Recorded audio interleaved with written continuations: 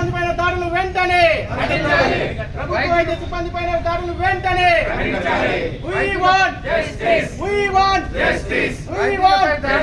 పూర్తిగా నశించాలి. వైద్యులపై దాడులు పూర్తిగా నశించాలి. బాధిత అమ్మాయికి న్యాయం జరగాలి. బాధిత అమ్మాయికి న్యాయం జరగాలి. We want justice. We want justice. We want justice.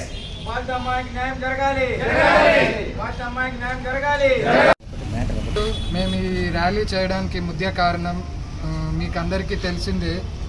Doctor Moumita అనే second year chest physician PG RG Kar medical college కోల్కతాలో అతి క్రూరంగా దారుణంగా మానభంగం చేసి రేప్ చేసి అత్యంత క్రూరంగా హతమార్చారు. ఈ దాడులపై నిరసనగా యావత్తు ప్రపంచం మొత్తము మాకు వైద్యులకు మద్దతు ఇస్తుంది.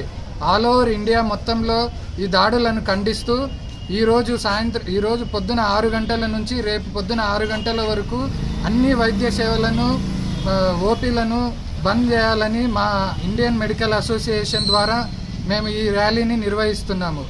మా ఈ ర్యాలీకి ముఖ్య ఉద్దేశం doctor Moumita RG Kar medical college అమ్మాయి చావుకు కారణాలను పోలీసులు సరైన పద్ధతిలో విచారణ చేసి ఆ చావుకు గల దోషులను ఎంతటి పెద్ద పొలిటీషియన్స్ అయినా కూడా వాళ్ళ దోషులను పట్టుకొని వాళ్ళని శిక్షించి బాధిత కుటుంబానికి న్యాయం జరిగేలా చేయాలనేదే ముఖ్య ఉద్దేశం. అలాగే మా డాక్టర్స్ అందరికీ సెంట్రల్ ప్రొటెక్షన్ యాక్ట్ అనేది పార్లమెంటులో 2022లోనే మనకు ప్రాసెస్ అయింది.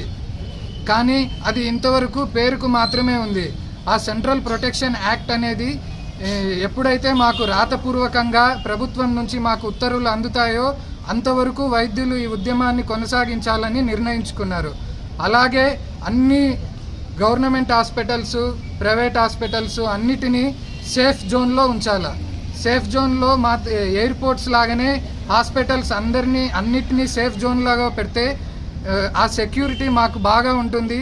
దానివల్ల వైద్యులు ఎటువంటి ఇబ్బందులు పడుకోకుండా ప్రజలకు స్వేచ్ఛగా వైద్యం చేసే అవకాశం ఉంటుంది. ఇక్కడ ఎందుకు గ్యాదర్ అయ్యాము మీకు అందరికీ తెలుసు. ఒక ట్రైనీ డాక్టర్కి జరిగిన అన్యాయం గురించి మనం ర్యాలీ చేస్తున్నాము. తల్లిదండ్రులు కొడుకులైనా కూతుర్లైనా ఒకటే. ఇప్పుడు కూతురు పెళ్లి చేసుకుని వెళ్ళిపోతుందని అనుకోకుండా ఇద్దరికి ఈక్వల్గా చదివించాలని ఫ్రీడమ్ ఇచ్చి ఆడపిల్లల్ని బయట పంపిస్తున్నారు. ఎంతో ఖర్చు పెట్టి ఆమె డాక్టర్ కోర్స్ చదివించిన అమ్మాయిని పీజీ చేస్తున్న ట్రైనీ డాక్టర్ని దారుణంగా చంపారు. అందులో డ్యూటీ చేస్తూ ఉన్న డాక్టర్ని హాస్పిటల్లోనే ప్రొటెక్షన్ లేకుండా చంపేశారు.